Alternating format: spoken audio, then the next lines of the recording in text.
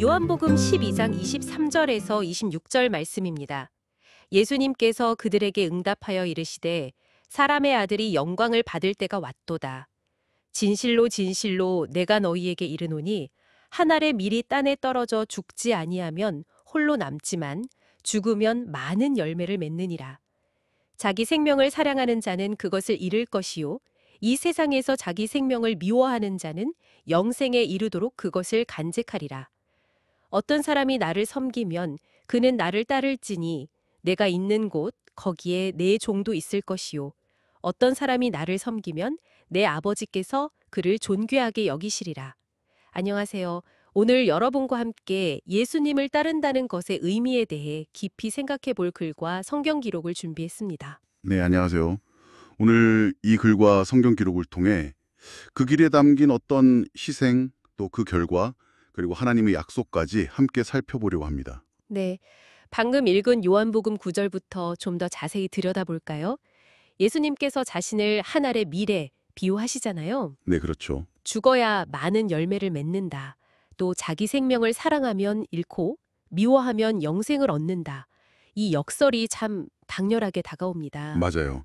이게 참 핵심적인 부분인데 여기서 자기 생명을 미워한다는 게 뭐랄까 정말 자기를 학대하거나 세상을 등지라는 뜻이라기보다는요. 세상적인 어떤 가치나 내 안락함 아니면 내가 세운 계획들 있잖아요.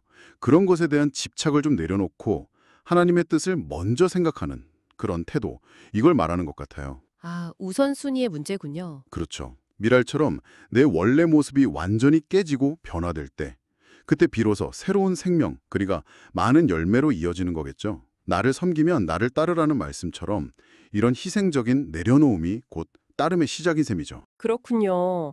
단순히 어려움을 참는 걸 넘어서 내 삶의 방향 자체를 완전히 전환하는 거네요. 그럼 그 결과로 주어지는 약속, 하나님 아버지께서 존귀하게 여기시리라는 건 구체적으로 어떤 의미일까요? 우리가 생각하는 세상적인 명예와는 좀 다를 것 같은데요. 네, 확실히 다릅니다.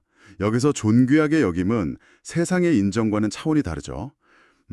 이건 하나님과의 깊은 관계 속에서 얻는 어떤 본질적인 가치의 회복, 또 그분의 임재 안에 늘 거하는 특권, 그리고 영원한 생명 안에서 누리는 참된 만족, 이런 것들을 의미한다고 볼 수 있을 것 같아요. 겉으로 보이는 보상보다는 훨씬 내면적이고 관계적인 약속인 거죠. 아, 관계적인 약속. 그 말씀이 와닿네요. 마침 이 역설적인 진리와 약속을 삶으로 보여준 한 인물의 이야기가 글에 나오죠. 윌리엄 쿠싱 목사님. 네, 맞아요. 그분 이야기. 20년간 정말 충실히 목회하셨는데 아내를 잃고 또 설교자에게 생명과도 같은 목소리까지 잃게 되셨다니 정말 상상하기 힘든 절망이었을 것 같아요. 그렇죠. 정말 깊은 우울증에 빠지셨다고 하죠. 근데 여기서 그리 주목하는 지점은 그 절망 속에서도 쿠싱 목사님이 어떻게 반응했는가 하는 거예요. 그는 그냥 주저앉지 않고 주님을 섬길 다른 방법을 찾기로 결심했다는 겁니다. 다른 방법이요? 네. 근데 놀라운 건 그가 설교하는 목소리는 잃었지만 그 대신에 전 세계 교인들이 함께 부르는 노래하는 목소리를 얻게 되었다는 점이에요. 300편이 넘는 찬송시를 쓰게 됐으니까요. 와, 300편이요? 네. 이건 쿠싱 목사님이 계획한 게 아니었겠죠. 그저 모든 것을 내려놓는 그 순종 속에서 하나님께서 열어주신 전혀 예상치 못한 길이었던 거죠. 그래도 나오지만 쿠싱 목사님 스스로도 기꺼이 모든 것을 주님 발 앞에 내려놓고 그분의 뜻 행하기를 원한다고 고백했고요. 아, 정말 놀라운 반전이네요. 자기 생명을 미워한다는 그 말씀이 쿠싱 목사님의 삶에서 정말 구체적으로 나타난 거군요. 글에 소개된 그분의 찬송가 Follow On, 나아가세, 가사 일부만 봐도 그 마음이 느껴지는 것 같아요. 꽃피는 골짜기든 폭풍우 치는 골짜기든 주님이 이끄시는 대로 따르겠다. 맞아요. 또 주님의 손길이 저를 인도하시니 저는 결코 두려워하지 않겠습니다. 이 구절도 참 인상 깊죠.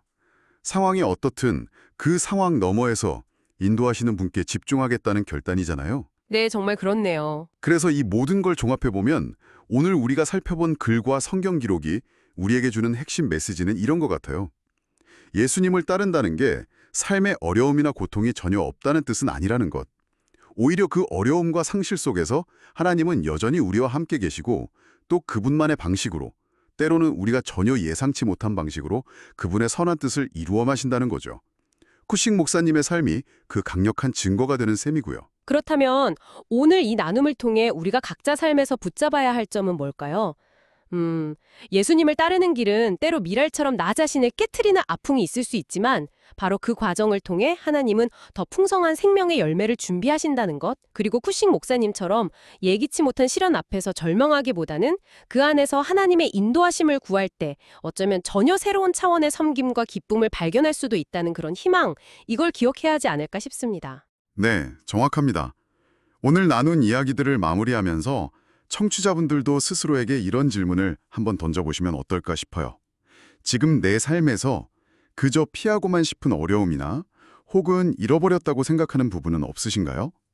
만약 그 안으로 한 걸음 더 들어가서 하나님의 함께하심을 신뢰하고 그분의 뜻을 구해본다면 혹시 쿠싱 목사님처럼 전혀 예상치 못한 방식의 성장이나 새로운 목적을 발견하게 될 가능성은 없을지 한번 조용히 생각해보시는 시간을 가져보시고